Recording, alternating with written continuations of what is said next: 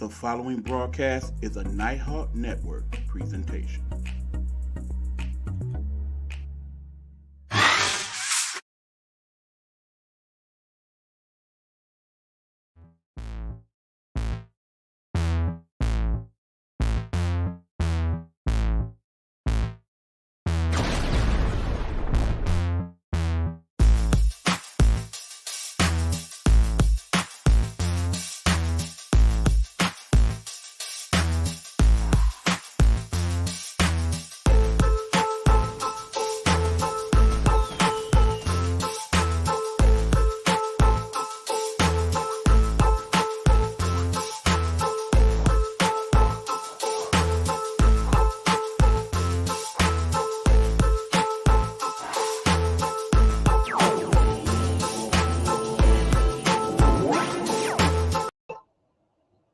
What's going on, y'all? What's happening? It's your boy E Beezy in the building.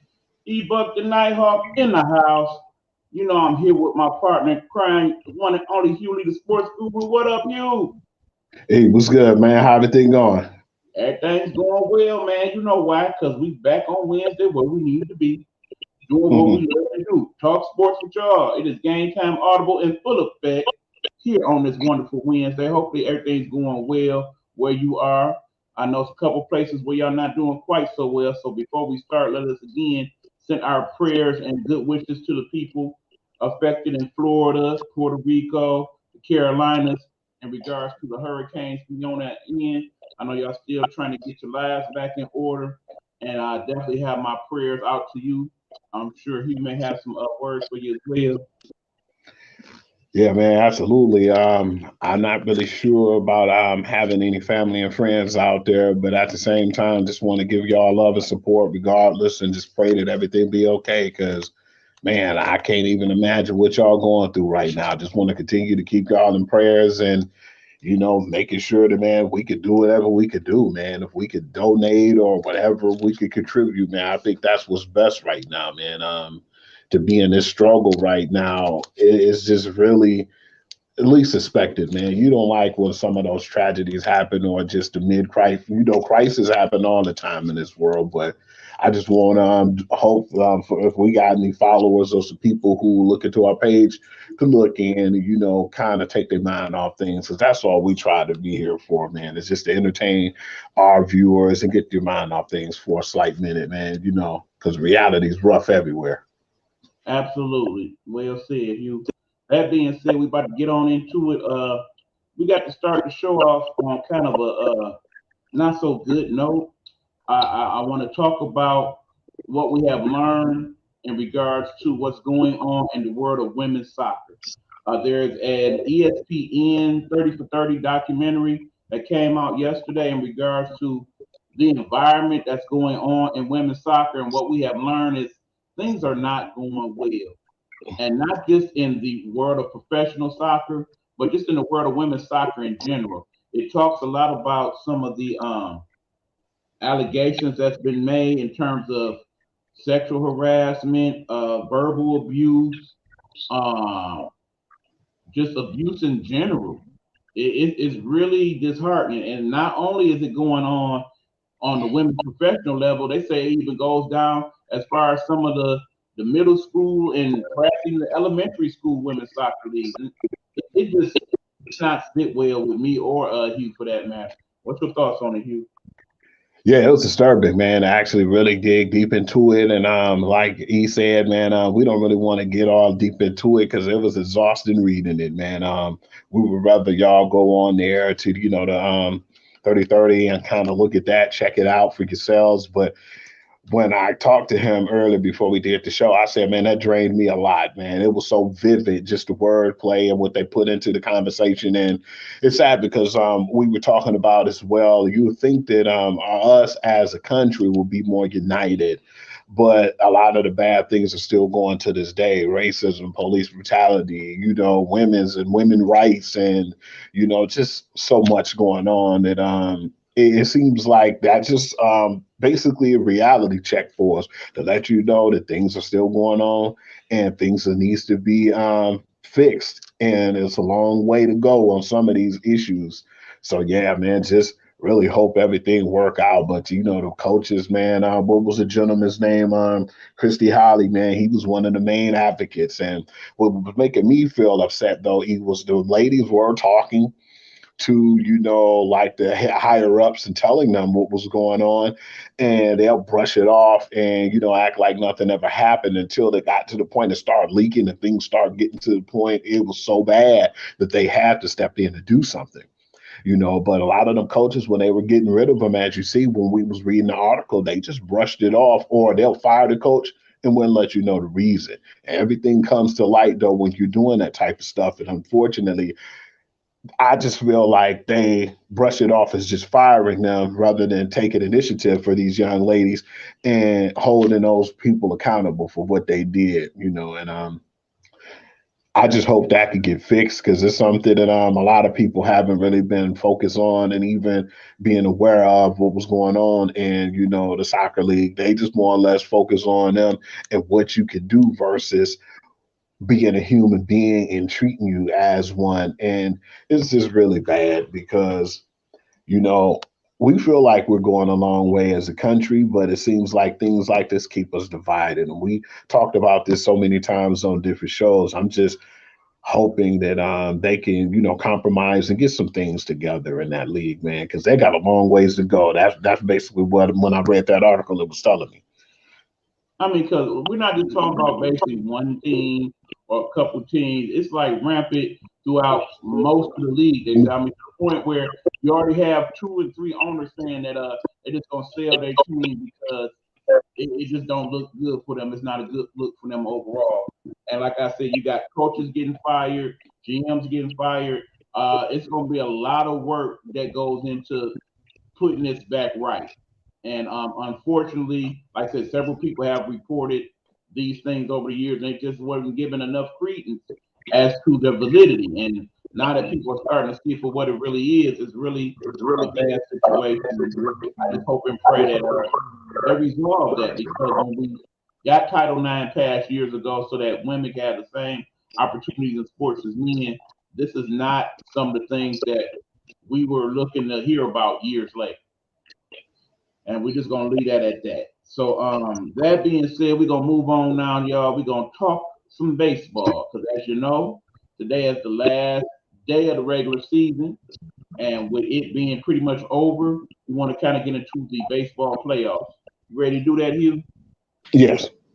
All right. So we do have for you a little look into what the playoff format looks like. Let me put that up for you right here. As you see, the top teams in the league, basically the teams that won their divisions, with the exception of that would be Cleveland, and in the National League, I believe that's St. Louis. Those two teams are unfortunately in the playoff first round, but the two major teams from each league, they did get a first round bye. So you got the Yankees in Houston in the American League and the Atlanta Braves and the Dodgers in those two leagues. That being said, the final four teams will be meeting in the best two out of three, as you see from the little outlet here. You got the Mets going against the Padres, St. Louis and Phillies. You got the Rays and Cleveland, and we got Seattle and Toronto. So let's break them down. First of all, what do you say about Tampa Bay and Cleveland, Hugh? Man, I actually, surprising enough, I have Cleveland in this one. I feel like Shane Bieber definitely gonna get on the edge, but it was just something about the Rays when they fell off hard this year. Even though they play well when it comes to the pre regular season, especially when they go into the playoffs, man, that's a red hot team. That's a team that don't really need a great coach, by the way. We all know what happened with Joe Manning. He was a great coach, but at the same time, they didn't really need him. It was just, it seems like that organization, man, they do well as they're drafting in their farm league. But I still feel like Cleveland have a little bit more than what they had to offer, and I think that's who's going to pull it off. I definitely feel like it's going to go to 3 games, but I think that they'll beat that team eventually to have a tiebreaker and go on to the next round. I honestly think Tampa Bay is going to win that series because one, they had the hardest schedule of the two. Cleveland kind of had it easy dealing with the division that the Tigers and the Royals was in, so they had a lot of cupcake games to play. Tampa Bay, meanwhile, had to deal with Baltimore and Toronto and New York, and all those teams played pretty well this year. Not to mention the fact Tampa Bay is kind of set up better in terms of pitching, because they oftentimes go with that whole spot starter thing where you start somebody for a couple innings and then you have the bullpen kind of finish up. I think that plays out better for them in a short series, or say their starter gets kind of roughed up. You got all these other pitchers that's kind of lined up to do 2 or 3 innings at a time. So I think that's why they will make out a little better. Both these teams are good small ball teams. They do have some power in the lineup, but for the most part, they score a lot of their runs by stealing bases and first, third, hitting runs, that type of stuff. So I think Tampa Bay gonna be a little bit better at that than Cleveland. So I'm actually gonna pick them to win that. So okay, let's go on to the next series here. Seattle and Toronto. You know what? This is going to be a hard one, man. But I still feel like Toronto have a little bit more talent, even though the Mariners, man, they proved me wrong on many occasions. I like the fact that what they did, they basically got a team that at the time we wasn't even thinking about it. They won like that huge win streak. I think how many games? Like a 15-game winning streak, and they didn't look back. But I just still feel like Toronto, man, they invested too much in that team, man. They got a lot of talent over there, and with Vlad and Bochy. It was someone else who I'm not mentioning, who's George Springer. I mean, yeah, they got a lot of good talent over there, man. And I feel like the money they invested is definitely going to help. And their pension hasn't ever really been that shabby neither. I think the Mariners probably have a little better pitching staff, but I just feel like talent overall, I would definitely go with the Blue Jays. I would say Seattle definitely has the better pitching staff, but Toronto has the better hitters. Unlike the Hmm. other series we just talked about, I think this is going to be more of a power series where the team that hits the most home runs pull it off because it's in Toronto. And I'm not completely sure about the format, but I do believe all 3 games get played in the home team stadium. If that is the case, then I definitely got to go with Toronto and would not be surprised they pull it off in 2 instead of 3. But I definitely think it's going to go 3 in that one. And I got to give Toronto a slight edge because they're at home. Not to Yeah. mention they have a better home crowd than Seattle would because, yeah, granted, Seattle has one of the best home crowds in football, but not so much when it comes to baseball. Total opposite. That being said, let's move on to the National League Series now. We got Philly, St. Louis. Man, I got St. Louis for sure, man. I love Albert, man. Definitely wouldn't mind if he went all the way this year. But yeah, to have Yachty, Wainwright, Pujols, and Arenado and Goldsmith and all those guys all together, man, that's a really powerhouse team. But then, they gonna do whatever they could, man. They gonna break their neck to make sure that Albert move on, and they're gonna try to go as far as they can possibly go this year, man, because they definitely want him to go out on top. I think that they can win it in 2, but it possibly might go to 3 games. But I definitely had them in 2. I got them being the only team that sweeps the series. I say St. Louis in 2 all day. It's in St. Louis. Uh, Having people in St. Louis, I can tell you, they are an outstanding home crowd under any normal circumstances. So in the Hmm. playoffs, it's only going to go up a notch. Not to mention it's the weekend, so you have the opportunity to bring the kids and stuff to the game. I expect it to be a very raucous crowd in St. Louis. It's going to be very hard for Philly to overcome that. Not to mention, they do have people back in the lineup now, but unless we got people like Bryce Harper going off in one of those games, I really just don't see them doing. There's too much firepower on that St. Louis end. Not to mention, they have a very stacked bullpen once you get to that 7th inning. A lot of power arms in that bullpen for St. Louis. So I think they have a very hard time beating them, particularly if they don't jump on them early. And with Wainwright pitching that first game, yeah, I think if there's any sure bets in this, I would definitely go with St. Louis in game one. Be shocked if they didn't win game one, for sure. Absolutely. All right, that being Absolutely. said, that leads us to the final one. The Padres versus the Mets. Now in that one, I got the Mets, but then I still feel like that's gonna go to a 3 game. The Padres bulked up last season, and they got a lot of talent on that team. And then to get my man's Juan Soto too, I wouldn't be surprised if they shocked the Mets. But at the same time, I still feel like that the Padres still got another year to go. I believe they're gonna make it a close series. I believe they're gonna probably do something like shock the Mets the first game, then the Mets gonna win, and then once they win, they go gain their composure and pull it off. But yeah, that's definitely one that I believe that the Padres at least pull out one game just because of the talent over there, and just my man's he a one man game without all the good talent in San Diego, and that's my boy Juan Soto. I mean, the thing is, Padres are a lot better than people gave them credit for. If you look at their overall record, you see that it's just the fact that they were over there in Dodger country, where the Dodgers were so dominant in the West, you really couldn't see it for yourself. But remember, they are the first team I do believe that made the wild card round, the Mm-hmm. Padres. So they are capable. Darvish is actually a very good pitcher as You well. Darvish. Still yet to be announced who the game one starter is going to be. I'm assuming it's going to be Scherzer. But remember, I thought they was in pretty good position last week when they played the Braves and Scherzer and DeGrom played, and they managed to beat both of them, and then went on to sweep that series. So I think it's possible they could beat one of the two of them. And definitely, if it comes down to the Braves and the Mets again, I'm not liking the Mets' chances of beating the Braves in the best of seven for sure. You're right.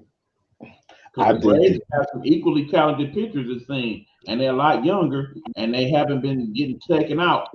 By the way, the one thing I will take away from this last couple of weeks of the season, the fact that there were several pitchers on their way to pitching no hitters, and because people were more concerned about the playoffs, they took them out.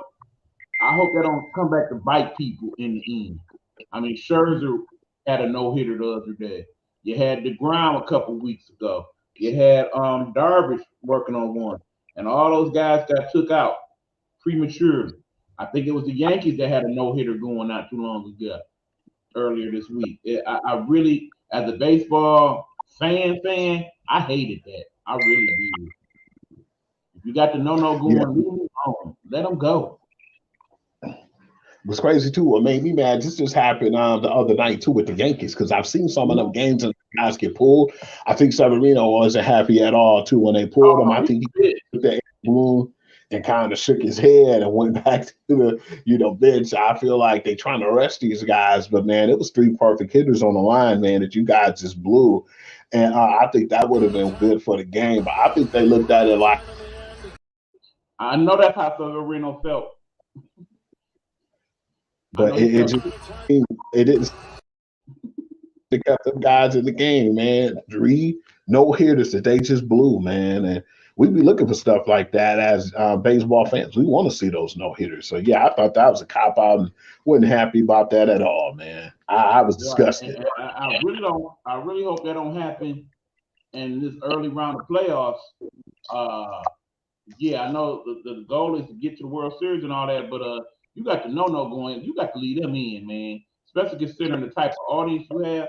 For the sake of the game itself, you got somebody pitching a no. You got to leave them alone. Because I know when it comes to the playoffs, man, it's a whole different story. That's what I like too, because a lot of our guys say, well, baseball is boring. I don't know why y'all sit up and watch that. They definitely tweaking and making things better to make the sport a little faster and more up tempo. But when it comes to the playoffs, it's a totally different atmosphere, man. It gets really Exactly. raw, and it's a great atmosphere to be around. Right. Because I'm telling you now, if Verlander's pitching a no hitter and it's the playoffs, and you come to the seventh inning like, yeah, we need to, you got 109 pitches, we need to sit. That ain't gonna be no good conversation. Nah. Dusty, he ain't gonna be too happy with you, bruh. And that's my man's too, man. I love me some Dusty Baker, man. They don't give him the credit that he deserves, man. I think he one of the only managers in both leagues that have like over dozen wins, man. And that's just like very rare. Right. Not But I'm only is he definitely one of the looking few forward. managers to actually make it to the playoffs in both the American and National League, but he is the only one to have 100 wins in both leagues. So definitely want to give him his props on that. We meant to do that last week, but forgot our bad. But yeah, Dusty Baker, he definitely, and keep in mind, he was the ideal manager for that situation because the culture over there was all messed up after what happened with the shooting scandal a couple years ago. Yeah. That being said, it's going to be some people that definitely don't want to see Houston win nothing. You know what's crazy too? Yeah, that's still the stain on the sport, man. They better not ever make it to another World Series and have to face the Dodgers, man, because that one World Oh, Series. you get that for the series? Oh, that's going to be real good. Because those guys still got that nasty taste in their mouth because the Yeah, Dodgers they felt like still they did. don't like each other. I have to agree with that. Yeah, because That why being would they? said, the Braves and the Dodgers is going to be interesting if it come up to that because, yeah, they don't have a lot of love for each other either. And it's crazy too because of everything that happened too with the Dodger series. That's what makes it so heated, man. The whole Matt Olson going over there, and then they, let Freddie Freeman walk, and then Yeah, Freddie Freeman going over there that. to the Dodgers. So yeah, it's a lot of history in Not to some of these. mention, don't forget Max Scherzer was over with the Dodgers. So if we get the Mets and the Dodgers, that could get kind of interesting as well. It's a lot of good scenarios, and I just can't wait to see what happens, how Right. Like everything. I said, the playoffs definitely should make better than the regular season for the most part. Because in terms of baseball season, this wasn't a bad one. You got Albert breaking the record, 700. You had our guy Miggy getting his 3,000 hit. You of course had Aaron Judge hit number 62 last night. Congratulations to him, by the way. Um, for those people that feel like this is a legit record, I can't rock with y'all with that. I understand the whole steroid thing and all of that, but you still got to give Barry Bonds his credit, okay? Because in the end, hitting the baseball is one of the hardest things on earth to do, especially to the point where you knock it out the ballpark. So whether you was on steroids or not, you still had to have the hand-eye coordination to do so. Not to mention, we all know what was going on during that era. Then we want to talk about, well, Aaron Judge did it the right way, and I understand that. But then look at some of the people whose records he broke, like the Mickey Mantles, and they said Mickey was kind of out there in terms of some of the stuff he did. We all know the story behind Babe Ruth, the real Babe Ruth story. How he went out drinking and carrying on every night and then played the game. And then don't even get me started on Ty Cobb. Probably one of the Yeah. most great people to ever walk the face of the earth, let alone play baseball. Everybody wasn't no Boy Scout up in here, okay? That's what I'm trying to get to. And speaking of, if you want to go through history, you already know this day in baseball history what happened. Mr. Home run leader himself, who they keep putting that asterisk on his name, Barry Bonds, not only hit more home runs, but he hit like 11 more home runs than him on this day. He hit his number 71 and 72. And but they still ain't I giving him. actually knew that was 72 and 73, sir. But yeah, you are right about that. Because the record actually is 73, amazingly enough. So yeah, I just feel like yeah, because one of my boys, Eric, his name actually happened to be Eric too. He was like, "No, you ain't a record." I said, "Man, come on now, you know better than that. You know I know my baseball." But then I told him basically this is more or less like an AL record.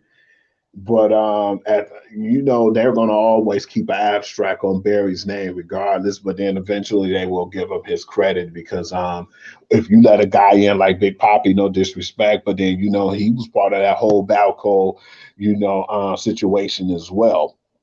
I Right. believe a lot. And like that, for those who be like, well, he broke the record, but he had Yankee Stadium. Anybody hit home runs at Yankee Stadium, keep in mind, of them 62 home runs, if I remember correctly, he had 31 at home and 31 on the road. So there's that. Yep. Give that man his props, man. I really felt like he could have. We talked about that. Remember, I said he could possibly get 65 or maybe more. But what happened was he's been walked more than anybody in the last couple weeks, man. And it was really bad because that's why I like what several categories to lead the league in. I must admit, you can't not the fact that even though he spent his time on the disabled list, you still had Stanton finishing with over 30. That wasn't bad either. Yeah. Still not getting any money's worth, mind you, but perhaps he can make up for that here in the playoffs. We will see. They definitely gonna have to pay that man Aaron Judge. Man, like you said, they're basically glad right now that he didn't win that Triple Crown because that definitely would have brought the price up at least another $5 million. Yes, sir. I still say I'm looking at Aaron Judge about to be 31. I say it's gonna take at least $350 million to sign him, $50 million a season. I definitely don't think that in AL too that record be touched for a minute.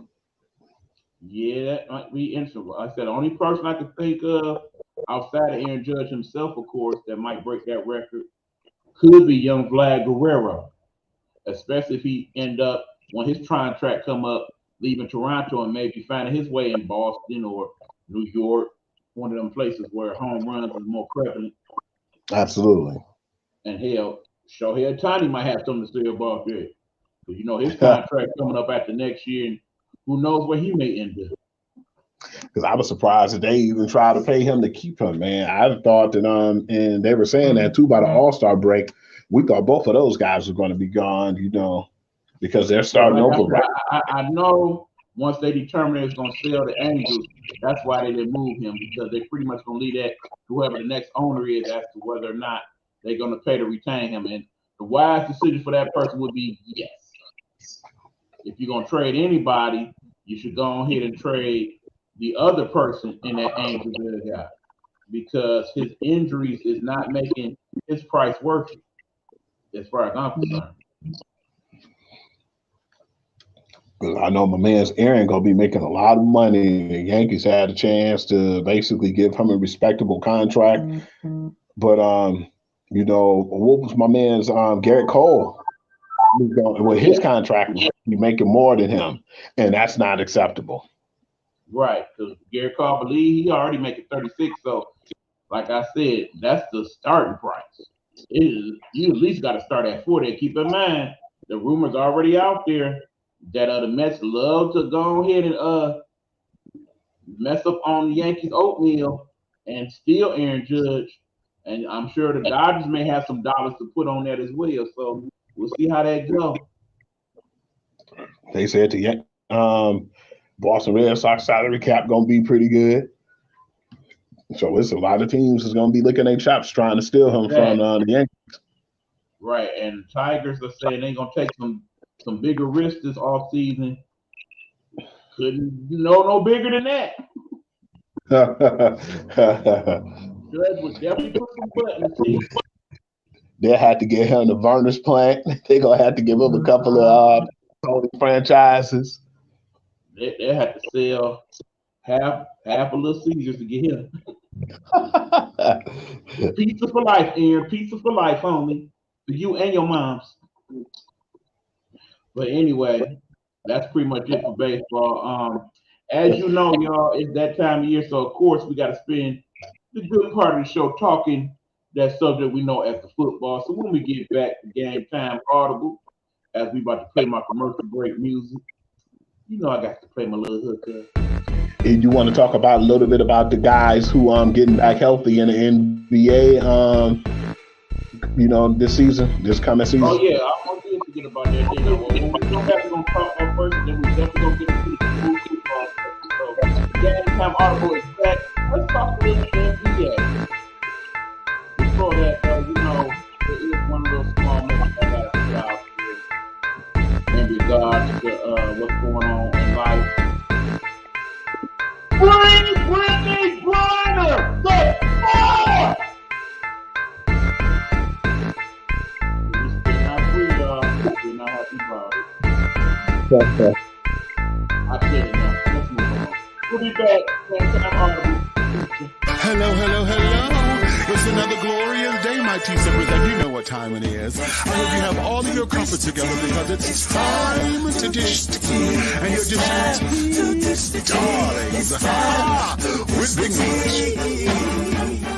Can't wait. It's time to dish Tuesday with Big Meeks. Tuesday with Big Meeks. Tuesday with Big Meeks. Tuesday with Big Meeks. Ha, darling. Have you been scrolling Facebook and looking for that quick sports fix? Want a quick peek of what's going on in the latest sports news? Check out Pure to the Game Sports Blog with the sports guru, QD Lee. He'll get you together. Check it out. Follow it on Facebook. Make sure you like it.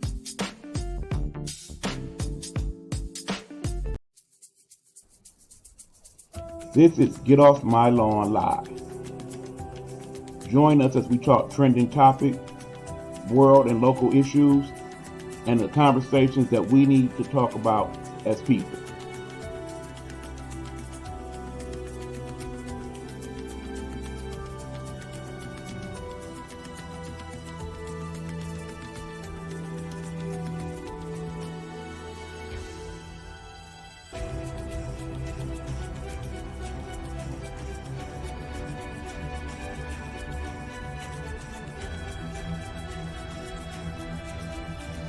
Get Off My Lawn Live is a Nighthawk Network presentation.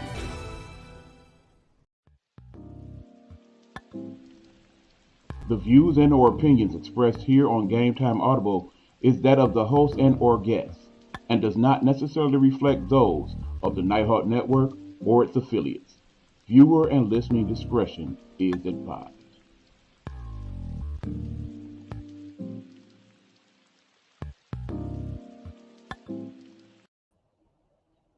All right, y'all, we are back. This is Game Time Audible. I am E-Buck. That is Hugh. And before we get into the football guru session, or the guru's football session, I should say, we're going to talk a little bit about the NBA. As you know, the preseason has begun, off to a good start. Definitely want to talk about in regards to that, just the fact that a lot of those people that's been out with some long-term injuries are starting to come back, and they look pretty good. For example, you got what's going on over there in New Orleans. Zion is back. Zion appears to be in tremendous shape, and he is looking very explosive, even more explosive than he has been since his rookie year in the NBA. What do you think of that, Hugh? Man, I seen that guy, man, on one of those scrimmage games, even though they're not working real hard and trying to put no defense on. But somebody threw him the ball, man, on a breakaway, and he did one of them reverse slams, man. It was like his whole body was at the rim. And I've never seen him get up that high. For a big guy, he was always able to elevate himself and trying to get up there. But now he's really getting up there, man. And I was happy for him because he dropped a lot of weight, man. I would have to say he definitely dropped 100 pounds, you know, in my opinion. That being said, I really want to see what his perimeter game looks like. If he has any semblance of a jumper to go with that athletic ability, yeah, New Orleans gonna be a problem. They already got a good core over there, man. That's a really good underestimated team, and they pushed fitness to the limits. So yeah, with a healthy and Zion with his head on straight and got his mind right, I think they're gonna be really fun to watch, man. I just hope that he can stay consistent and do right, because he really felt bad that he didn't get a chance to play, and that was something that was being asked of him in an interview. How did you feel when your team was at their highest of high levels and playing in the playoffs, and you had to sit back, you know, at home and watch it? And he wasn't really too happy about that. Stay away from them NBAs and stay away from that gumbo, Zion, and you'll be all right, bro. Because both of them is pretty good. Now, that being said, you see that Ja's back, and he's back healthy. He looked pretty good the other night when I saw him. What do you think about that? Who you say, Ja? Oh, yeah. Ja, man, I definitely didn't like the way he went out, but I didn't like the fact that he felt like it was Bush League too when he got hurt. I mean, that's just the way of the game, man. That was just defenders trying to defend the ball and trying to play, you know, the right way. I didn't call foul play or thought anything was dirty about that. But, yeah, man, I feel like he's one of the guys who's an up-and-coming person, man. He's a threat, man. And one of the other guys, too, like you said, will be back is my man's Jaren Jackson. So, you know, it's a lot of these pieces coming back from being injured. That's going to help out, you know, with Memphis. But, yeah, it's gonna be really fun to watch, man. Because like Right. you said, Just in time, that would be Young Pride Hunter checking in. What up, though, okay, Pride? What's happening? It's what's some up, time for P? your 'Cause favorite subject. usually I be thinking that's Coach V. Yeah, But, I got it on the right station today, so I see who's who. But yeah, we just talked about some of the people coming back from injury. Pride, definitely another team that's looking real good on the injury front. We got Denver back home now because we got Murray back and we got Michael Porter Jr. back. They both played a little bit and they both look damn good, damn healthy. I definitely want to see what Denver gonna do this year.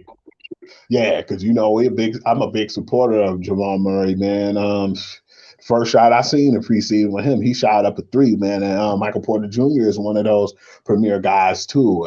That team, if they can have all their pieces right and everybody healthy, it can always be a threat to go to the finals, man. But everybody just got to be healthy. If you can get Jamal Murray, Michael Porter Jr., and you get, the big guy, the Joker.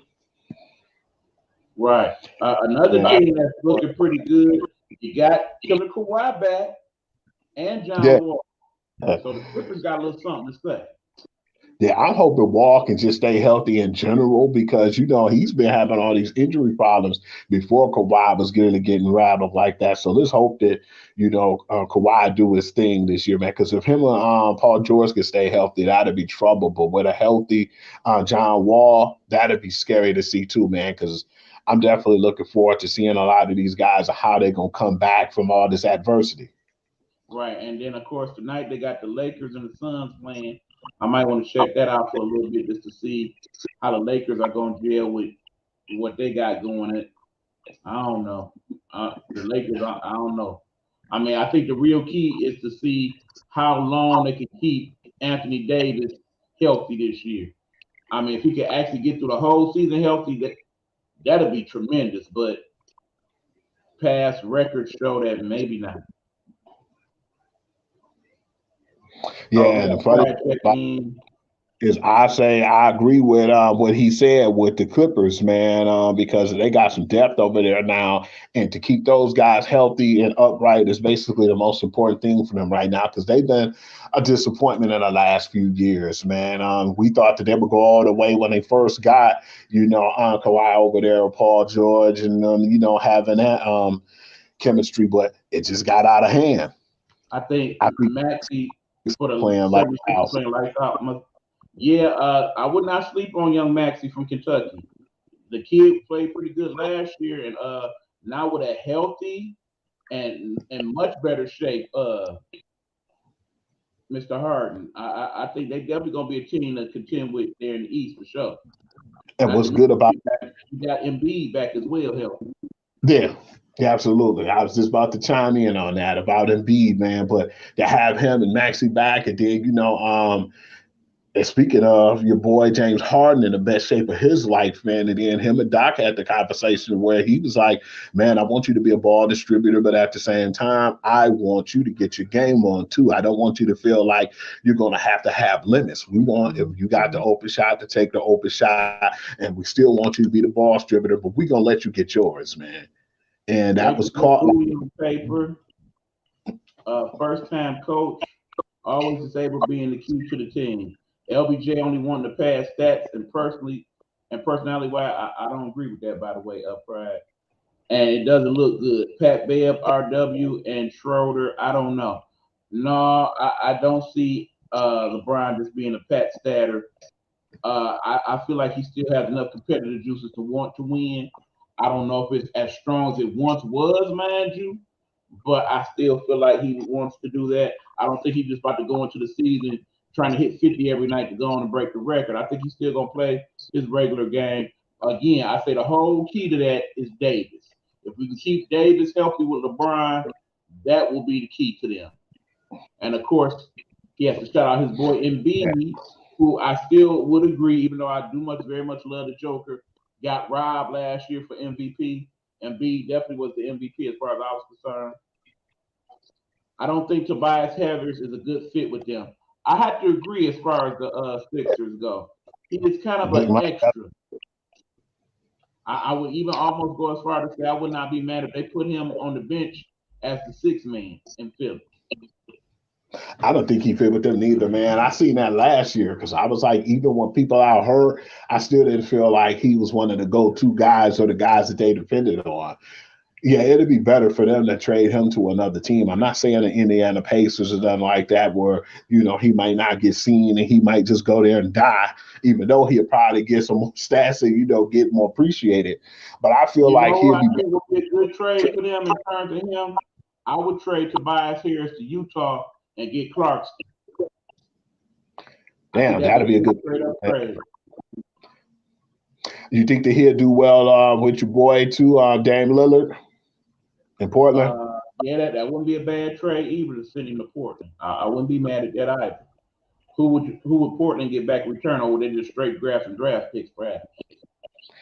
Because I think that he more or less would be he'll be one of the guys who Damian Lillard can facilitate the ball to. He wouldn't really go above ground, and they wouldn't ask him to do more than what he already is expected to do. But I think that he'll take some of the load off of Dame Lillard, and he could be another threat on that team. So yeah, it's definitely options out there for him. But yeah, I agree with Mike. I think it'd be best for him to be traded at this point because it just don't seem like he fit in.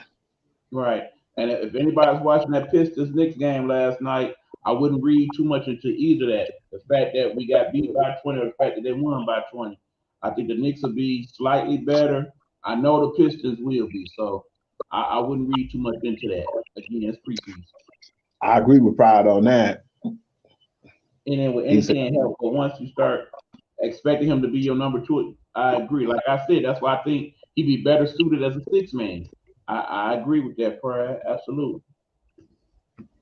But just like I said, just everybody back healthy. You got Middleton back healthy for the Bucks. The only one I'm kind of still concerned about, I don't know what the status is of the oldest ball in terms of what's going on with him in Chicago. I don't know if he's back or if he's 100%. That's so weird to me. About that. That actually pissed me off too. And that's when I was thinking, well, maybe New Orleans had something cooking there when they didn't get him back. Because remember, they were actually for like how much, like 80 million for him, like 5 year, 80 million or something that much. And then, they was like, man, you ain't gonna get that out here. I think Chicago gave him slightly more, like 85, but the dude is never healthy, man. And then they're saying it's a possibility that he might be out for the whole year. So, having ball over there in Chicago is kind of like I said, if he's not gonna be 100%, I just assume let him sit out till he is. So I ain't mad at that. He says the New York Knicks look good. Again, the reason why I don't read too much into that is remember, they're in the same division as Boston, they're in the same division as Brooklyn, they're in the same division as Miami, so they're going to play them several times. I don't think the Knicks are going to be beating up on them like that. That's why I wouldn't read too much into the Knicks. Don't forget Miami is in that East too, so yeah, they're going to have their work cut out for them. Ball is still hurt, but not for how long. He actually played last night. Okay. Again, if you're not 100%, you should be playing. I just consider his past history in regards to that. Yeah, because that was being discussed about him sitting out, this year. It wasn't like the whole season, but they said it's a possibility he might sit out some. But still, man, it's like if you paying that guy that type of money, you actually need for him to be one of their premier players. But then, like you said, man, they're not going to rush you back in the NBA. That's why I think Dragic was a good ordeal. That was a good thing to go over there and to have him as depth. So, yeah, I don't think that if he did sit out that they would really miss him that much. But when you're paying a person that type of money, man, you expecting them to be a little bit more high caliber than playing. And, but that's just me. Right. That's just me. And like I said, in the East, the Central is definitely going to be the weakest division. So if you could get him healthy by, say, like game 20 or whatnot, and you play the whole rest of the season, you got a pretty good chance of making you a playoff run over there in Chicago with him, and assuming that DeRozan is still going to be playing at a high level and you get some out of Levine. So, like I said, I wouldn't play him until he was 100%. That's just my personal thought on it. Yeah, because I think Pride was one of the ones who was saying, because I thought they had a good, rapport over there. I thought they had some good pieces. And he was like, he didn't think that they was going to play well, once the season got deeper. And I don't think that it wasn't that they played well, but then Pride said still though the injuries made it to the point where their game wasn't as good as it was when they were healthy because the Rosen went out for a minute and then Ball was out and Levine was out and that's one of the other players who was injured and will be coming back too is Zach Levine, man. This is hope that all them dudes can come back healthy and that's two key players on one team, man. So yeah, I'm just interested to see what happened. But I definitely think Dragic is their security blanket, which I feel like was a hell of a pickup, though, regardless. Right. And again, if y'all looking to see what our thoughts are in terms of the season in general, next week we'll be doing our NBA preview as we get close to the start of the season at that point, and we'll let you know who we think gonna do what and who our picks are and all of that. Gonna be harder than it was last year. Remember, I was pretty much with Golden State from Get, if y'all remember. I did pick them to win it all, and they did. I can tell you that's not my choice this year. I would love to make that choice, but I just can't see me doing it. The West gonna be real hard, so I'm gonna sit down and do some analyzing, and next Wednesday we'll let y'all know our picks on that one there. But that being said, that's pretty much what I got for basketball. Are we ready now for the guru session? Yeah, I'm ready, man. We can do that. All right, so that being said, let me switch him to the big boy seat over here. All right, there it is, and the floor is yours, sir. Let's have at it. All right, man. I want to talk about the Michigan Iowa game, man. For one, before I even get your opinion on that, I was surprised because I'm looking at the Reggie Bushes and the hating, guys like Urban Meyer talking about this team in Iowa, even if they're not ranked, that's where ranked teams go to die. And that definitely happened before in the past. But I just didn't think Michigan would go there and, just lose who they are. They wasn't going to lose their identity. They did exactly what they were supposed to do. It got closer at the end, but by that time. Hold on. Before you go on, let me read this last comment from Pride. Okay. The downfall of 7 Mile Dre. I assume he's talking about Andre Drummond. I knew he was not a good fit in the new NBA, but this cat is coming off the bench for Chicago and making peanuts. He has one foot on 7 Mile and the other one on a banana. Oh, wow.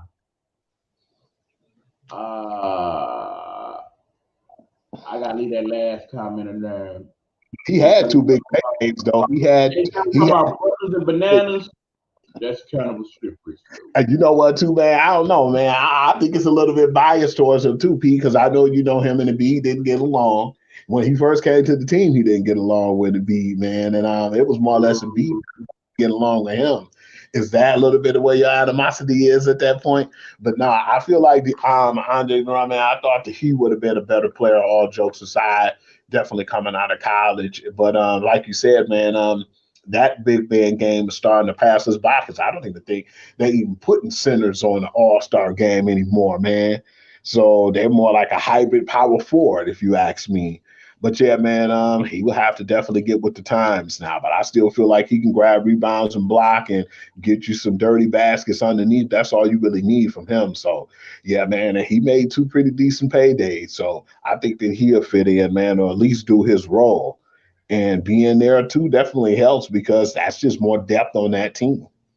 I mean, bottom line, he's going to give the program like Dwight Howard did. At this point, you're a rebounder, you're a defender. Do your job. You basically Rudy Gobert with a little bit more heart. That's it. Because I know he don't like my boy Montrezl Harrell over there with his Sixers. All right, here we go. Not hating on him, but he made no advances in his game and paying for it now. He is still young and healthy, but he can't guard the pick and roll, and he is barely in the league. Well, I can't argue that too much. I mean, again, maybe for a lesser team like the Pacers or the Kings, he might have more of a role. But when you look at some of the more playoff-worthy teams, he really don't fit in much. I wouldn't have minded if Golden State tried to get him to kind of absorb some minutes and get a few fouls on big men and stuff, maybe. But, all right, here we go. You're talking Iowa, Michigan. Go ahead, Hugh. It's on you now. I'd already said what I was going to say. I mean, bottom line was we knew Iowa was going to be a tough game. Iowa was definitely one of the better defending teams in college football. That being said, I felt like Michigan dealt with it pretty good. I mean, I understand for some people, if you're not blowing somebody out, it's not a good win. That It can be always different. is that way. No, I disagree. I disagree. You can't blow out everybody. You can't blow Especially out with everybody. You especially with teams that's not ranked. team's not ranked, but ranked defensively, yeah. Remember, the Big Ten and the SEC is two different animals, okay? When it comes to those teams, basically, most teams in the Big Ten or the SEC should be able to beat any other team in any other conference in the country. So when you play anti, even the damn Rutgers and the Missouris of the world, you still may have a challenge on your hand because you're still getting some of the better athletes in America on these squads. So yeah, I did not expect Michigan to blow out Iowa. They did not, but they did win handily, and that was good enough for me. It was good enough to have them ranked number 4 this week. It's good enough to keep them undefeated. I bet you when Michigan State play Iowa, it ain't gonna end up like that. Sorry, Sparks. Michigan has been losing to everybody. They got whipped on. We little Tua put it on them, man. And I still feel like Did we not win that game? I'm not talking. Do you even hear what I said, man? What did you say, Hugh? I'm talking about your boys, the green team, Oh Prize no, Boys, you got me messed up. Pride Boys. Oh, you heard you just heard me say Michigan, but I had to say Baby, where Coach B when I need him at? Coach B they was had talking nasty. man. Coach States has B been was talking nasty. hasn't been looking too good for them boys this year, man. And who they play this week? Oh I'm no, you talking about Sparty? It's I don't gonna know be who's playing this hell week. to pay. Good luck, Sparty, dealing with them punk ass. Yeah, you already know what it is, Pride. You already know what it is. How many We'll be back to Saturday. how many points they have Ohio State winning by? Last I checked, they was scheduled to win by about 27 and a half. I got them by 34 and a half. Woo! Highly disrespectful. But I ain't mad at it. I ain't mad at it. I might even bet it. But I have yeah, from what I've seen out of Michigan State, they'll be lucky to win enough games to make it to a bowl game. after paying that coach all that money too, man.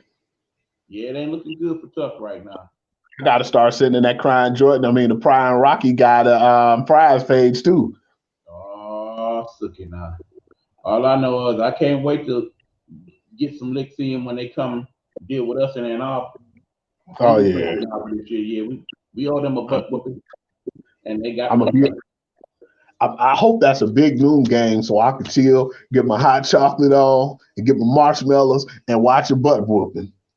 Yeah, I might go ahead and make the chicken nachos for that. All right, E-Man. How did you feel about Washington losing? Hold on. No, we can't be cussing on here.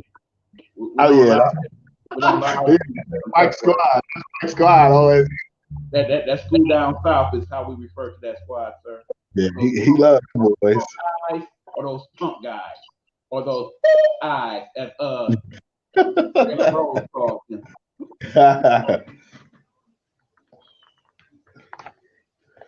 But yeah, man. UCLA was ranked after that game too. After they beat Washington, am I correct? You are correct. They are actually in the top 20. They will. Go ahead and run that down this week right quick. Number 20, we got Kansas State. Number 19, we got Kansas. That's right. Kansas, the basketball team, is ranked number 19 in football. UCLA is ranked number 18. TCU 17, BYU 16, Wake Forest 15, North Carolina State 14, Kentucky 13, Oregon 12, Utah 11, Penn State 10, Mississippi, Ole Miss ranked 9, Tennessee 8, Oklahoma State ranked 7, not for long.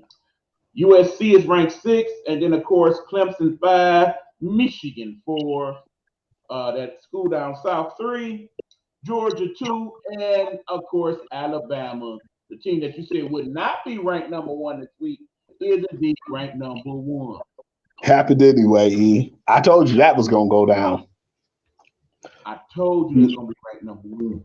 I feel like they should have been number one. That ain't It what would you have been. told me earlier in the week, Hugh. That ain't what It you said. definitely You would said have been an the argument. Falcons gonna be ranked number one. But when you lose you play two close games to unranked teams and you almost lose to an unranked team, even though they in the SEC and that competition is different. Here you But go, y'all. He always want to throw the rankings into this mess. you can't do that back-to-back weeks.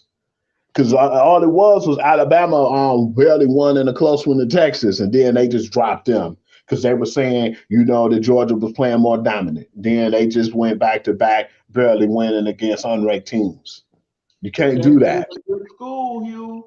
Texas got athletes just like Bama. They ain't got as many athletes at the factory, but they're a good school. As far as last week go, you know what happened last week. The Heisman got hurt, man. It threw them off for a little bit. They still figured it out. They still won by double digits. Everybody can't win by 50 every week, Hugh.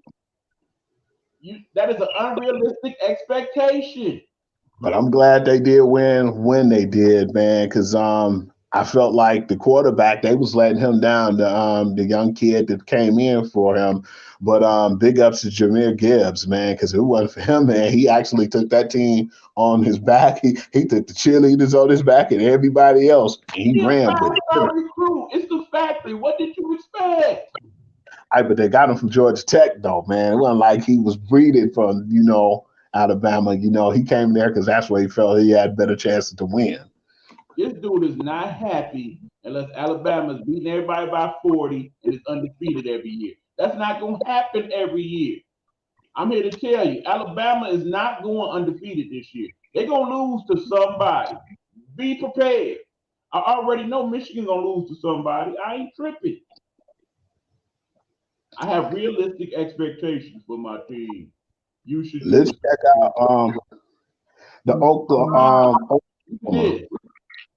He said, "Bullshit."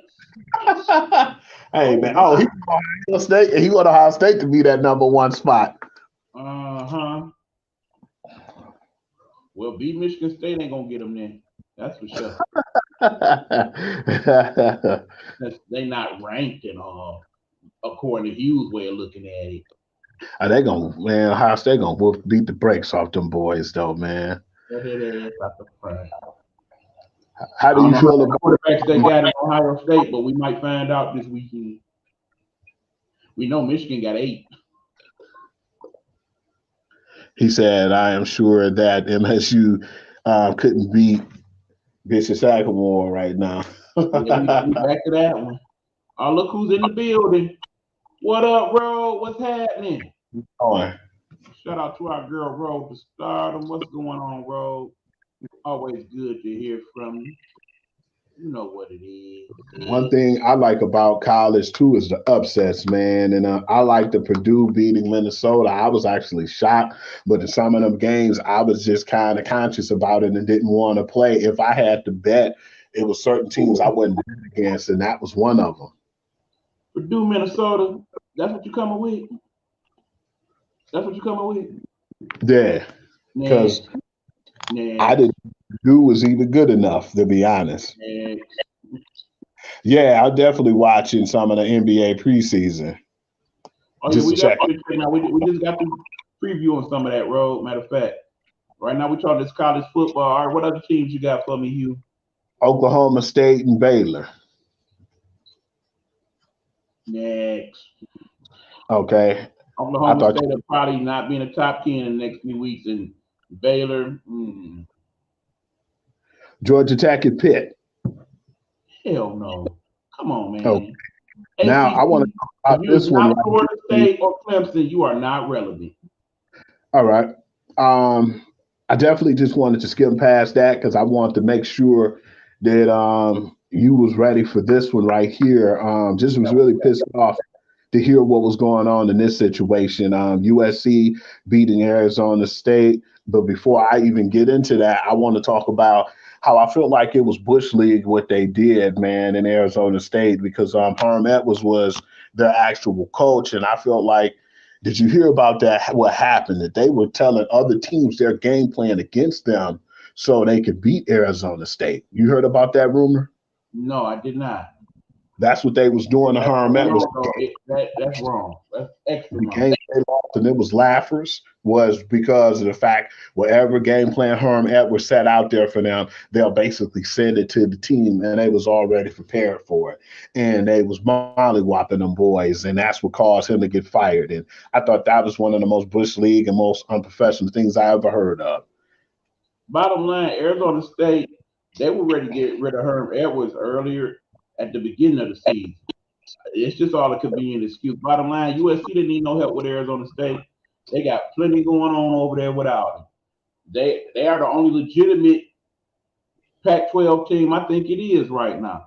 They actually are in that conversation of making the playoff, and I think they would get teams like Alabama and Georgia a little run for their money, at least offensive wise. Mhm. They may I be the agree. best offensive team in the country right now, bar none. How you feel about the Mississippi State and Texas A&M game? Okay, well, see, when all is said and done, Texas A&M did what they had to do, but now comes the real test. Because I'm real interested to see what you think about next week after they get through playing Alabama this week. Because we all know that game is gonna mean a lot more to Fisher at Texas A&M than it do to Alabama, considering all the comments that was made preseason in regards to his recruiting practices. For one, the fact that we all know Fisher's seat is very hot over there in Texas A&M. And at this point, this is his Super Bowl. If they can manage to beat Alabama this week, that will get him off the hot seat and back in good graces. If they basically go to Texas A&M and tear that butt up, and they win by about 3-4 touchdowns, yeah, that ain't looking good for Fisher. Not at all. Because this was a game they lost last year at Alabama. And I think with that being said, and on top of what you were just saying about, the back and forth with him and his recruits and everything, it's been a nasty choice of words between those two, man. That's why with this game, it might not be a blowout, like a blowout if Bryce, Young is not playing. But if Bryce Young is playing, I wouldn't be surprised if, Coach Saban tried to put the pedal on the metal and just, to the point, even if they beating them boys real bad, that he just keep in some of the the type of game that you like. Alabama run rough shot and win by about 40. So at least you'll be happy if you do that. But that being said, I feel like even if you put the backup in, that backup look pretty good. You still might fucking run and win by about fast.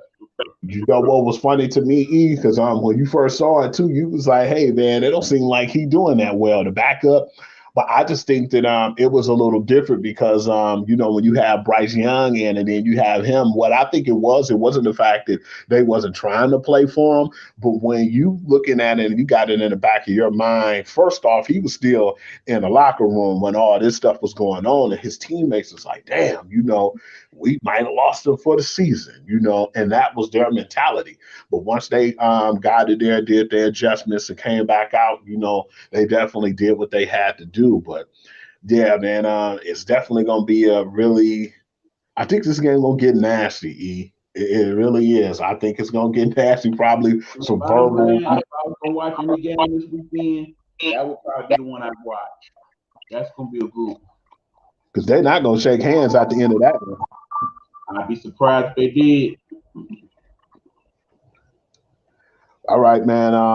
I want to go into some of the NFL now.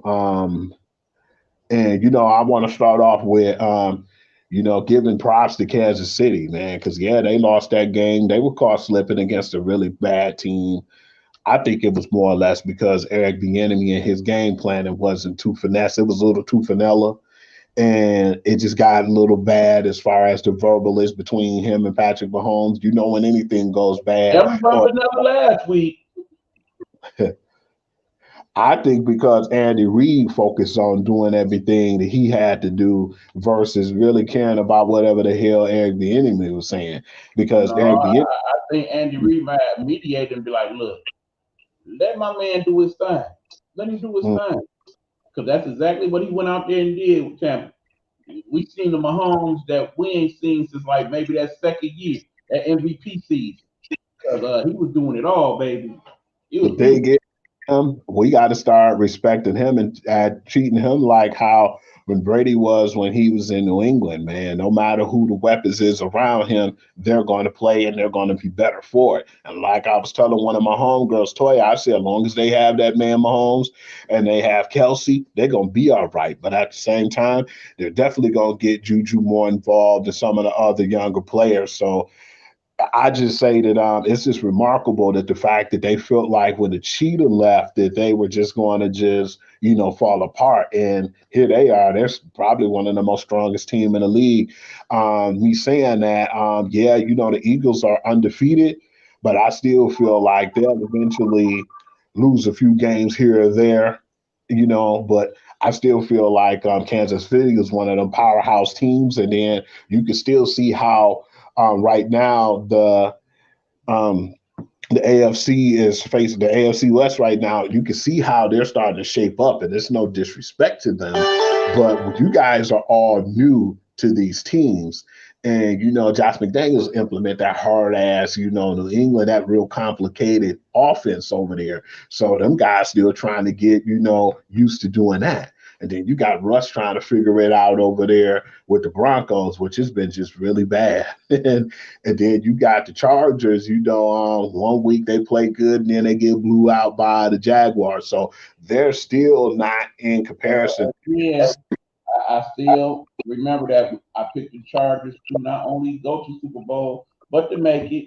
And I still like as Herbert gets healthier and get that body back together, they'll still be back in the mix. He did play a lot better, I felt, this week.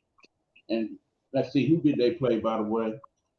They played the Houston Texans, and again, the Texans a little bit better than I thought they would be, but definitely not a team that you should struggle with. And they did seem to kind of have an issue with them early on, but once I guess once the pain medicine kicked in, Herbert did his thing. So yeah, I still say in the end, right now in the West, it's pretty much Chiefs, then the Chargers, then everybody else.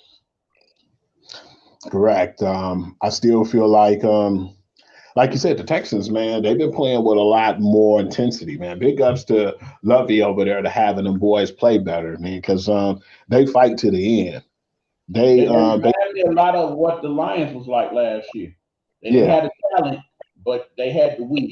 And with that, they did the best they could to make things happen. Speaking of them, I was gonna try to keep low key and not talk about them, and we just Now, forget them I can't let you do that, right? We got all. to talk about what happened there. Man, that game was really surprising to me. I said, damn, how many touchdowns? Gino had like 320 yards and 2 touchdowns, but my man's had like 378 with 4 touchdowns. So I looked at it and I was like, it was a shootout. I felt like and I begged and pleaded. That's all I was trying to get a stop here or there, and they just couldn't do it, man. And yeah, some guys that's injured, but it was just the safety, you know. And you know, Jeff Okuda healthy. All the guys on the defense, still it's the same defense.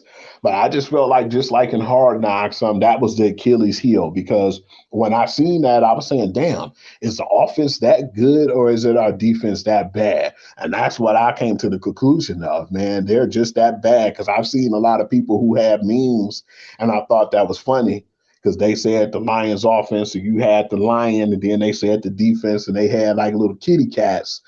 And one of them, my favorite show, It's Always Sunny in Philadelphia, where they said the Lions offense, and it was like carrying the team, and it was saying the Lions defense, and Danny DeVito had a 2x4 hitting them in the face trying to make them fall.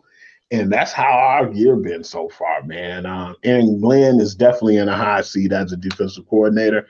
And I think he's a great coach, man. But when you don't have enough talent around you and they're not doing a job, they can easily get you fired. And I don't see him definitely as we play New England this week, right?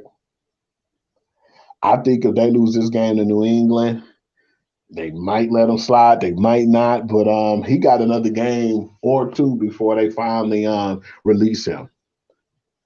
I don't see him being with the team the rest of the year. I would be surprised if Dan Campbell let him stay on board with how bad this defense has been. Is it my turn yet? Mm-hmm. Keep in mind, as a Lions fan, I am so very frustrated with what happened on Sunday. Bottom line, the team that scored the most points in the league, not named Seattle, was the Lions. In the NFL, even in this day of NFL passing ridiculous, you should never be a team that scores 45 points and lose. 45 points, people, and they lost to a team that was not supposed to be that good. They made damn Rashard Penny look like an all-pro. They made damn Geno Smith look like a damn Hall of Famer, okay? It was ridiculous. The wide open lanes they had to run in. Metcalf just schooling young Toaster Strudel. I told you, Hugh. I told you I could not put no respect on his name because I knew it was only a matter of time, but they was going to start burning Toaster Strudel again. I don't want to hear shit else this year about, oh, could have been shutting people down. Bullshit. It's just like Metcalf said. He was a product of what was going on with the defense behind him. And now that Walker is done for the season, the real Okuda about to come out and get exposed. And he is just one of several. Wait till they play Minnesota again. Justin gonna light that ass up. He gonna light that ass up. And he was talking stuff. He gonna light that ass up. Wait till they play the Dolphins later on this year. He gonna light that ass up. Keep talking, E. Your boy next. Your boy next. I'm gonna go on this game, but I'm gonna go on this game next now since you did that. I ain't done. Not only is oh boy seat the hot seat, his shit on fire right now. If that defense don't show up and show out this week, Hutchinson on down, and again, Hutchinson, what you doing, bro? Outside of the Commander game, you a no-show. You the number 2 pick. Just like Okuda, number 3 pick. Where y'all at? Y'all supposed to be the real parts of the defense. I seen this dude named Rodriguez. Somebody picked in the 6th round. That dude trying to play like he wants some money. The rest of y'all, and whoever 34 is for the Lions, was that Anzalone, you tackle like a child, okay? You tackle like you play in the damn powder puff league. People was running through your little arm tackles like it was nothing. That was just a disgrace, even for the Lions. That you know who? You know who brought him here? E. Dan Campbell brought the boy over here. That was Dan Campbell in New Orleans. What now? Anzalone was your boy, Dan Campbell's boy in New Orleans. That's who brought him over here. Two more games like that, they can go back to New Orleans. Dan Campbell, you are a decent motivator of men, but you're not a good coach right now. And clearly you're not a good picker of people to put on your staff. You already had to get rid of your offensive coordinator last year. What, you gonna turn around and try to coach defense too? Yeah, Dan, a couple more games like this, it ain't looking good for you, bro. Because it's gonna be to the Patriots. I mean, bottom line, if the Patriots come in here with damn Zappy, with that dude Zappy and win, yeah, somebody got to get fired. What's that song? You about to lose your job.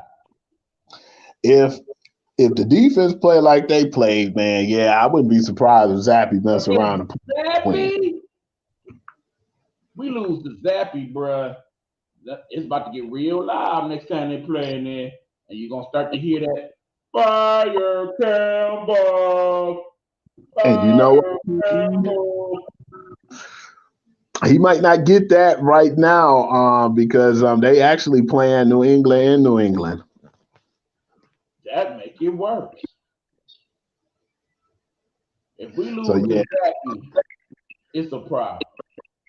As a Lions fan, I'm saying if we lose to Zappy, it's a problem. If we lose to Zappy with the pencil, coaching him on offense, that make it an even bigger problem. Because that dude ain't no damn offensive coach. I'm usually the main one wanting firings, but realistically, it takes about 3 seasons to turn a franchise around. I think the last thing they need is yet another new coach. Yeah, I hear that. I hear that. But in the same token, as a person been a Lions fan and in my entire life, I'm just tired of this shit, okay? 50 years and plus. Sick of it. but at the same time too, man, I look at it too like, man, he still got another draft to try to turn it around. But yeah, it's not really looking too easy for him. They probably give And him let that. me let y'all know something. It's not the offense that's the problem. Not at I all, say, because they I say we got to keep golf. Golf actually been playing pretty good. Yeah, off he them had the ball. pick six, but again, who didn't have a pick six these last couple weeks? Especially if your name's Stafford. Ah, Ooh, did I say that out loud? Sorry, man. Oh no, man, you went Hollywood and you play different. I want to get into that Falcons Browns game because, like you said, man, if I'm not mistaken, you said how you were surprised how good Marcus Mariota played. At first, I was like, man, I thought it was giving him a little too much credit. But when I seen this game, yeah, Marcus Mariota played pretty good, man. And You still give him too much credit. it was Browns what it was what I thought it was going to be when he came out of college. He's starting to play like that, and he stepped up in that game, man. And I wasn't surprised because it basically tells you how bad Jacoby Brissett is too, man. I definitely feel like if they had another option, man, they should go with it because Jacoby Brissett as the guy, I don't think he's the answer. Browns suck. And not just offensively, their defense kind of sucked too. We expected better than that from them defensively. We They could definitely thought Falcons. Come on now. Mhm. All We right. thought they Brad is saying, plus I thought about something the other day talking to my boy. All of the old established winning coaches are either coaching or retired. We are old now and the coaches are getting younger. They said most of these new coaches are unproven and have to get that experience. I don't know if Campbell one of them. Sean McVay pretty young still. He did all right. Matt LaFleur, he ain't doing too bad in Green Bay. Coach for Cincinnati, he got him to the Super Bowl. Yeah, we doing. Just saying. Go ahead, you. And then you gotta look at if you want to throw in too the Dolphins coach, man. Mike Well, Daniels. I ain't too happy with the Dolphins coach right now. Let's not put him up here. We definitely gonna have to talk about them too. You know, that's something we still gonna have to talk about. I mean, they did the right thing by saying Tua's not playing this week and put that out nice and early. Like we didn't know that. And the thing is, or next week. when I made that meme last week, it wasn't me making fun of him. It was taking a jab at their coaches and their ownership for doing what they did. Agreed, yeah, Brad. Agreed.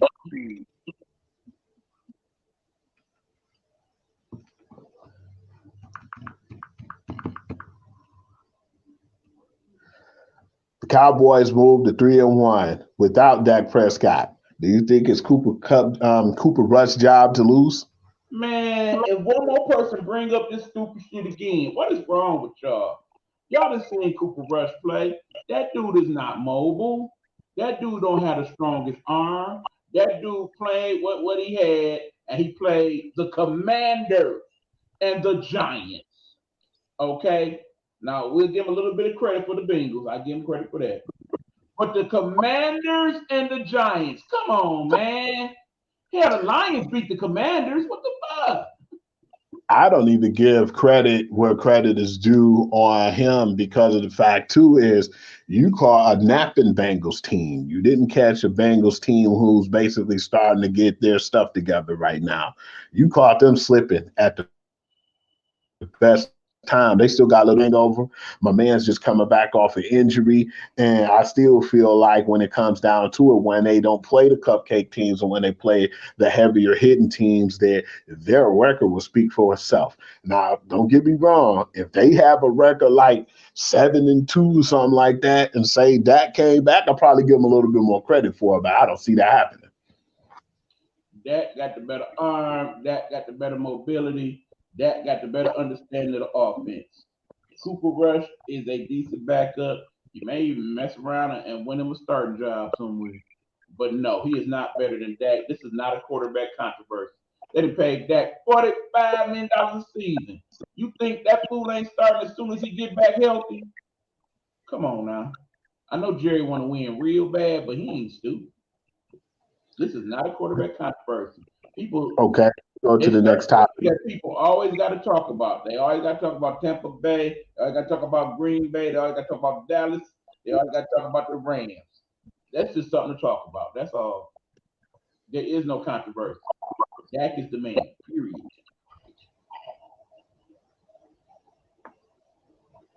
Go Ready ahead. for the Go ahead. Eagles win that game with a dramatic comeback after being down 14-0. Are the Eagles a team to beat right now in the NFC? Eagles a team to beat in the NFL right now. They getting it done. We already know pretty much everybody's prohibitive MVP candidate right now is Jalen Hurts. He has improved as a passer, as a quarterback, as a leader. That team has a good offense and a good defense. We all thinking after that first week, all the Bills about to come dominate the NFL. Now it's looking like the Eagles that's trying to do the same. And then remember, you got to like them right now because you see what they're working with over in the East. You got Dallas that's a little banged up. Commanders suck. Then you got the Giants. And the Giants, they done had a couple lucky wins, but it's only a matter of time for Daniel Jones come back down to earth. So yeah, I not only like Philly's chances to make the playoffs, I like their chances to win the division right now, the way they playing. I've always liked Jalen Hurts as a leader. You already know that, speaking from a fan. But at the same time, too, I look at it and I see he's already was a good leader. But I believe he got the pieces behind him now because after losing in the playoffs last year, they wanted to set it up to where they put him in position to win. Going out and getting his buddy, A.J. Brown, and then getting Bradbury and getting other pieces to the defense to actually shore that team up. And I still feel like one of the unsung heroes and one of the best things they did in free agency was bring back Fletcher Cox. I just feel like – oh man, they not only have they been winning it by him throwing, but yeah, they have, man. You never know who gonna be the guys. It's gonna be Miles Sanders, Gainesville. You could put any running back in that offense, man, and they're gonna show up. But you never know. So I just feel like that team right now, if we had to choose, probably be one of the better teams that be able to go to the conference championship, man. So, yeah, if they could keep this up, man, they're going to be a threat because the defense has been totally dominating people and shutting them down like how they did the Titans, man. Nobody expected them to just whip on the Titans like that. So, yeah, I definitely see good teams from them. The team that has scored the most points on the Eagles this season was the Lions. And yet and still – they 1-3. Mm-hmm. Just how bad is our defense at this point? It's not good. I can tell you that much. I know it better be good enough to beat Zappy this week. Who's no damn Zappy? No disrespect, Western Kentucky, but no, I can't see it. Because I'm looking at it like, are they going to be able to stop my man Stevenson, and are they going to be able to stop Harris, too, in the backfield? Now, with what I saw last week, It's a lot of issues with that defense, man. And yeah, like I say, I know he said it's too early to be firing people, but yeah, if they keep Dan Campbell around, which he probably have another year and another draft, I but mean, and yes, I know Dan Campbell ain't going nowhere this year. If and anything, they'll follow Glenn. They will yeah, fire him. They will basically wait till the bye week and fire him he's and put definitely. somebody else in charge. All right, man. I want to move on to the Raiders. Pick up their first win over the Broncos. How bad really is that division right now? So bad, I don't even want to talk about neither one of them two teams. I think the Raiders will pick up a few more wins later on down the line because Devontae definitely gonna get here somewhere down the line. But that being said, it's gonna be such a long year for Denver. They might mess around, be worse than the Titans. I mean, not the Titans, the other. They might mess around, be worse than the Lions. And that's not something we thought was gonna happen when we first talked about it at the beginning of the season. I don't know what's going on with Russ, but yeah. And like I said, them two teams, when all is said and done, them not playoff teams right now, so I don't even care. All right. I want to get into the game, a Monday night game for one. The 49ers play bully ball with the Rams. I feel like it's the O-line the reason that the Rams won't be able to repeat. Wow. You had the Raiders win the Super Bowl. Um 49ers looking real good right now. And it's crazy how life works. This is not the same team they would have been with Trey Lance. yeah. This team believes they could win. This team looked like that team that went to the Super Bowl a few years ago. And Jimmy G looked real comfortable. That defense was always good. We knew that. Anything, the Rams are starting to show a lot of holes in the Swiss cheese. First of all, I still say Matthew Stafford is not 100%. And when he's not 100%, he makes mistakes that oftentimes leads to pick sixes and such.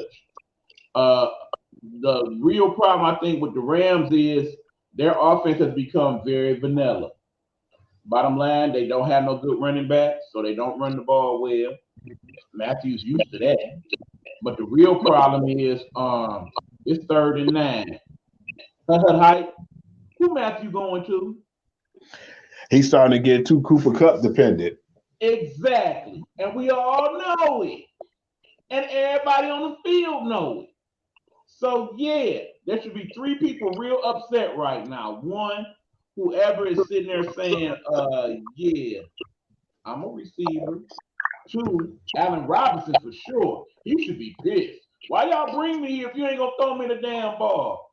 Cooper Cup been averaging 10 and 11 receptions a game. You know how many receptions that Allen Robinson had so far this year? 9. 9. And most of them was in one game. It's terrible. Okay, they say that Rams offensive line is horrible and the dependency on Cup is disgusting. It is.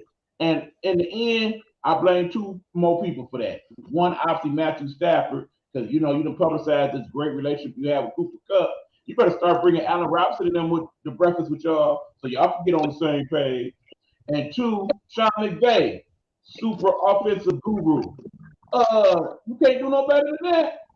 To come up with some plays where Cooper Rush is not the person that get the ball all the time. And if in the end, if Cooper is triple covered, then I'll throw it to Higbee. Everybody know that damn offense right now.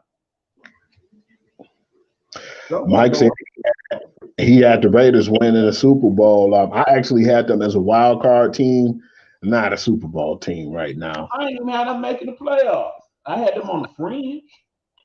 I said Chargers and the Chiefs was gonna win out that division, but no, you was going way too far. Raiders defense didn't add up to that. What I look at too, what I saw, yeah, San Francisco looked like they might have some say so, and the Rams look like they'd be lucky to make the playoffs right now. I don't feel like the O line has really did anything. I think Whitworth was one of the Achilles heels to them not really doing great too once he finally retired. But on top of that, I just feel like the Cooper Cup dependency, Allen Robinson not getting the chance to contribute, The lack of and mobility of Matthew Stafford, it continues. yeah, he might be hurt, but at the same time, I don't think he's 100%. But he's still playing like he used to play when he played for Detroit. So he's gonna have to play better and stop depending on Cup. But at the same time, you got to say this too: Aaron Donald's gonna do Aaron Donald. But I just been losing confidence in their cornerback play too, man. Because yeah, Jalen Ramsey's been getting toast out there lately. He been getting toasted, and He's it's still been better really than Okuda. Still better than Okuda. That being said, though, still, man, you supposed to be the premier. But Jalen Ramsey's for a premier cornerback. Is he or is he not? He's supposed to be, yeah. Akuda, we don't even think that much of that dude. He got drafted number 3. You got to wear that like a badge. Sorry. He definitely got to wear like a badge. But as right now, the premier. Spider-Man, with great power comes great responsibility. Okuda. Maybe it's just as him being here, because it seems like everybody who leaves here always play better, like, Quandre Diggs and all the guys who left before him. Big play Slay. Yep. Real shutdown corner in the league right now. But I still feel like with the Rams, man, they might be one of them teams in a wild card or one and done. They're going to have to get it together as far as I know. It really is. And that being said, if you've been sleeping on the 49ers, you might want to wake up a little bit. And you see how crazy it is that they play more like a playoff caliber team with Jimmy G. No disrespect to Trey Lance, but then they go out there and they believe when Jimmy G's out there. About to lose his job. Trey about to lose his job, and Jimmy G about 2 playoff wins away from getting all that money back that he lost and then some. And that was bad too. That's why when we was talking about it earlier, that Trey Lance was livid when he found out Jimmy G was staying. He might have acted like and said all the right things, like he was happy that he was staying, but he wasn't. Because now look at it, man. You get hurt on a fluke accident after you was playing pretty solid, and now, man, Jimmy G just took that ball and he rolling with it right now. And they've been looking so dangerous, man. And I just really still feel like if Jimmy G could control his, trying to play hero ball. Remember, I told you that last year when it was 1 minute and 43 seconds left. I said Jimmy gonna try to play out of his, league. He gonna try to do some hero ball and do some heroic stuff, and the game's gonna be over. And that's exactly what happened. And Jimmy, it's only 2 quarterbacks in the league I want to see do that. No, make that 3. That would be the guy in Buffalo, the guy in Baltimore, and the guy in Kansas City.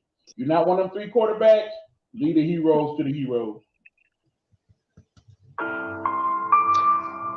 What I was surprised with too at that game, which it was a really good game. I will not take nothing away from that game, but at the end of the day, they were up. What I mean when I say they were up, it was the Baltimore Ravens. It was 20. At one point, it was 20-7, and they ended up losing that big lead. This is the second time after the half that they blew really big leads. That defense definitely is not what it used to be. I'm not expecting that, but at the same time, I still feel like they should be able to play better than what they have been to let these big go away. I forget about any other team not named Baltimore. Baltimore is known for having great defense, and this defense they have now is not great. It's a lot of charcoal smell and toast crumbs on that field after these plays last couple of weeks. Baltimore's defense, it only looked halfway decent because the Lions' defense is that much worse than theirs. But bottom line, they gave up 2 17-point leads in the 4th quarter and lost. Granted, it is to 2 good teams. But yeah, That ain't acceptable for Baltimore. We was thinking they most definitely was making the playoffs. With that defense, I don't think so. And it's gonna end No, up costing my man some money because he bet on himself, as we all know, and that bet going pretty good on his end of the deal. But he need that team to win to really cash out. He yeah. needs to make the playoffs, and they ain't gonna make the playoffs playing that type of trash defense, particularly in that secondary. That secondary been getting lit up. The only thing to say with them dudes right now is that division is not good. True. So again, Cincinnati, they'll be somewhere in that mix, depending on Hmm.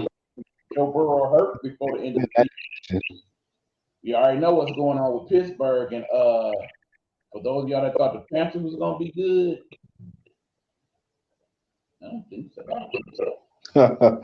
And it's funny to me that you say that too, because I was saying too, I thought that he was gonna get benched last week, but you said if he don't do this, if he don't do well this week, they definitely gonna put Trubisky on the bench. And now it's Kenny Pickett's team, and it's for him now because And, when he, and if Kenny struggle, I don't give a damn. You got to let him ride it out. If you're yep, gonna put anybody in besides Kenny, it can't be Mitch no more. You want to put in Rudolph instead. Mitch is done. they gave him an opportunity, man, to try to prove himself as a first round pick. Gave him more opportunities than I thought they should have. But yeah, it's time to see what Pickett got to do or what he's going to do. Unless he get injured, Rudolph can get in and contribute. But I don't see Trubisky playing unless both of those players get hurt. I think he went definitely down to the third quarterback on the totem pole. But and bottom line is, it's gonna be a tough learning curve this week. Who the Steelers play this week? Let me see. Um, Wait for it, y'all.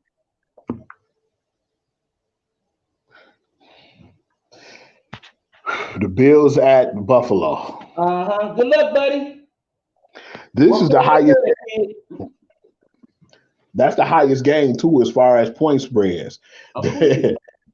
Because if you want, I can run that down to Brand you was right like quick. 14 last time I checked. Yes, sir. Right That now, being said, I'm kind of with that spread. I think I would go with the Bills and the point. Because in Buffalo, it's going to get real, real loud. Real yep, bad. they got most of the games kind of. I think there's only really two really or three really high point spread games right now. Okay, so we at that part of the show. So let's go ahead and do it. Let's see what we got for this week. And Okay. just like last week, we'll run through them. And I'll tell you who I got. You tell me who you got. Okay. All Right. right. First of all, we got Colts and Broncos tomorrow night. Yep. Ooh. Ooh. Oh Lord, I gotta pick one, so I'm gonna actually go with the Colts because Broncos suck. Let's skip to Sunday. Sunday we got the Packers and the Giants, both at 3-1, but it's in Green Bay. It's gonna be a little chilly. Not that that matters for New York fans. That being said, yeah, they're gonna beat up on Daniel Jones. I gotta go with those Packers. They get the Packers 8. I would definitely take the Packers and the 8. We already talked about the Bills and the Steelers. Come on now, you already know Buffalo got that. Browns and the Chargers in Cleveland. So Chargers gonna whoop that butt. Bears and the Vikings. Ew. Gotta go with the Vikings because they're at home, and the fact that the Bears basically don't throw the ball worth a damn. So if the Vikings get up a couple touchdowns, it's pretty much over. Patriots and the Lions, even though it's in New England, I gotta go with the Lions with the upset. But if we don't beat Zappy, we got problems. Seahawks and the Saints. From that Seahawks team I saw last week, I expect more of the same. Especially if Andy Dalton's gonna be the starter in New Orleans. I'm going with the damn Seahawks. Dolphins and Jets. Two are not playing. Wilson is. Still going with the Dolphins. I think Teddy Bridgewater gets it Okay, I got Falcons and the Bucks. Definitely going with the Bucks on that one. I know he got a lot going on in his mind, and for those of y'all that's all up into his marital business, it ain't y'all business. We know that it's sports related and all that. Let them work out their differences, please. Stay out their business. Commanders and the Titans. I got the Titans all day long. Texans and the Jaguars. I got the Jaguars whooping up on the Texans pretty good. They giving Jackson 7. I say they win by damn 2 touchdowns. 49ers and the Panthers. Yeah, I think y'all know who I'm going with there. Cowboys and the Rams.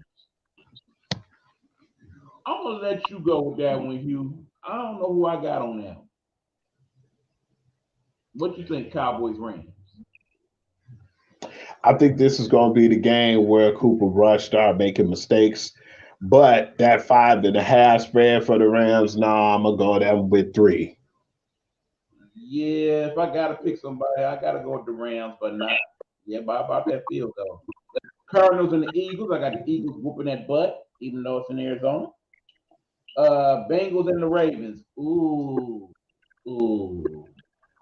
And that's the night game, I might add. That's going to be a good one, too. I think I'm going to go with the Ravens. I say Lamar pulls out some magic because he usually plays well on late night and Monday.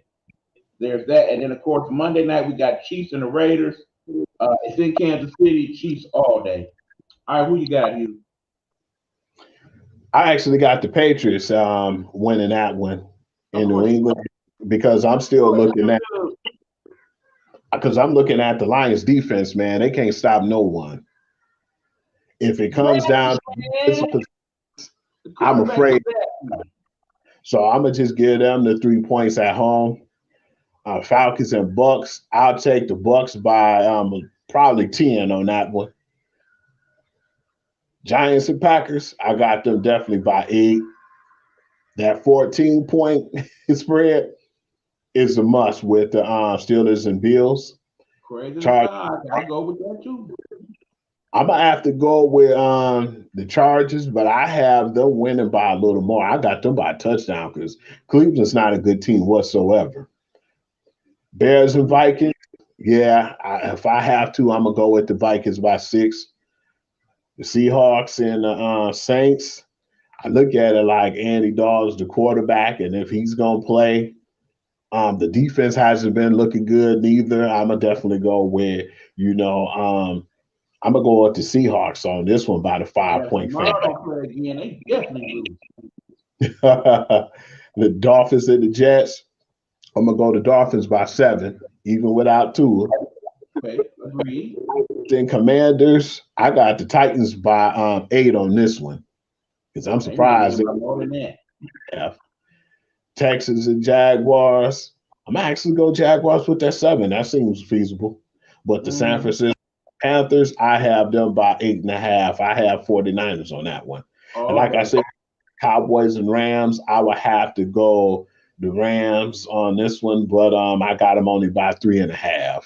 And I know that's a home game for the Rams, but you know how they home games be. There's gonna be a lot of Cowboy fans in the house.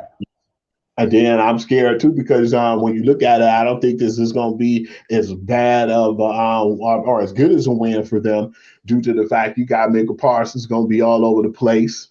You got my man Trevon Diggs too, man. So it's going to be a problem, man. I see Micah getting a sack. I see Donald getting a sack. Most definitely. The Eagles and Cardinals, I actually got the Eagles by 10.5. Oh my. Even though Arizona, then the Ravens and the Bengals, I'm gonna go ahead and I'm gonna give them a 5.5 favor with the Ravens because, you said, after losing that heartbreaking loss that they lost when they played the Bills, I think that they're definitely gonna rebound from that loss. I remember Lamar trying to get that money. He gonna show out. The Raiders and Chiefs, I actually got the Chiefs by 13. Whoa. He said that's gonna be a whole can of whooping. All righty, we pretty much agree for the most part this week, Q. We pretty much on the same page. And it's sad too, because I would definitely pick the Lions any other day, but I just do not trust that defense, man. And then Jeff Okuda, and one of the main reasons, because I just don't trust them boys right now. I'm sorry, Eric Glenn, man. You showed me what they was all about on Hard Knocks, and I don't think that's gonna change. All right. Before we go, I'm gonna grab a few of your picks from the college ranks right quick. Uh, Michigan, Indiana, that's a given. Tennessee, LSU, two ranked teams. Who you got in that? Tennessee, LSU. I'm gonna go Tennessee. I would agree. We got TCU and Kansas, two ranked teams. I'm going Kansas. I too am gonna go Kansas to go 6-0. Well, I think the first time ever if they do so. They've been playing Uh, lights out. let's go with Georgia and Auburn. I definitely got Georgia by the 30. By the 30. Oh wow. You know what? I'm going Georgia, but I wouldn't take them points. You know what? And I wouldn't take the Had points. to backtrack on that. While I'm laughing, they've been barely beating teams, and it's an SEC rivalry game. Mm-hmm. I'm gonna go maybe. Okay. I'm gonna go. I'm gonna go 13 points. Okay, that sounds a bit better to me. All right, for those of you that like Pac-12 football, we got Utah and UCLA.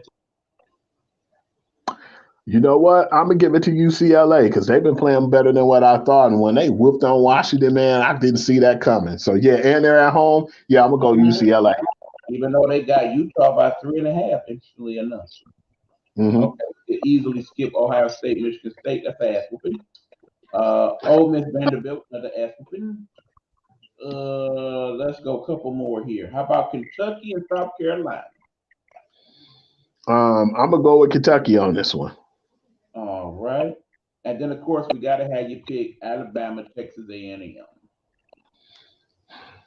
It's not gonna be by 24 points. I definitely would get them maybe 10 to 13. I would agree with that. So that being said, y'all, we got some good football coming up again this weekend. We got the MLB playoffs. Please check them out. And then also remember, starting the end of next week, I believe, we got the NBA jumping off. So next week we will definitely give you our NBA preview, what we think gonna happen. I think I'm also gonna come up with my picks for MVP and my picks for who's gonna win in the final. Mhm. So Definitely hopefully game. y'all enjoyed it. Before we go, we gotta have Hugh tell you about this other little thing that he likes to do. Talk about it, Hugh.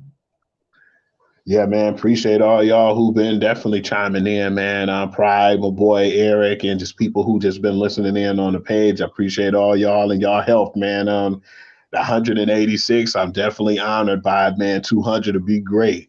But until then, I'm gonna try to give you the best sports news and information and everything up to date and up to par when it comes to sports. And if you want me to talk about any topics or have any subjects you want me to throw in, just basically get with me, man. You know, it's not my show, it's all of our show. And I just want to spread whatever news I could out there to make sure that y'all can get the best sports fix possible. So thank you, and I appreciate all the love and support. And I appreciate y'all as well.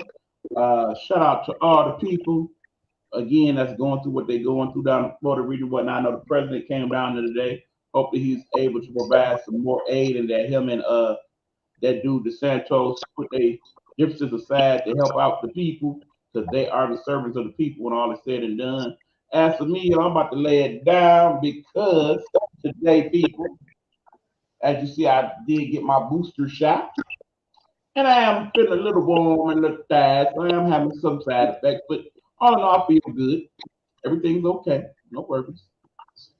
We will be back with y'all next week for more Game Time Audible. Until then, let me throw the fingers in the air and put them in the camera like we just don't care.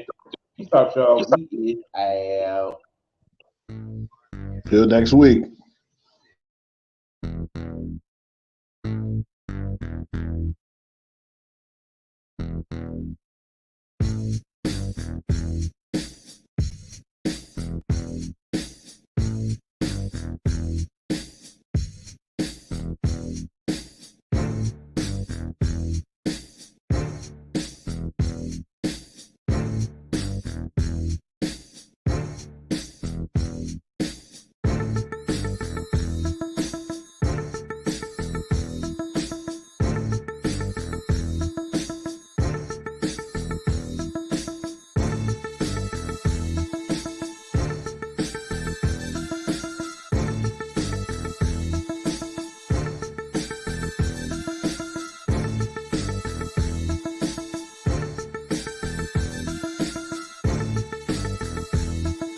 Gametime Audible is a Nighthawk Network presentation.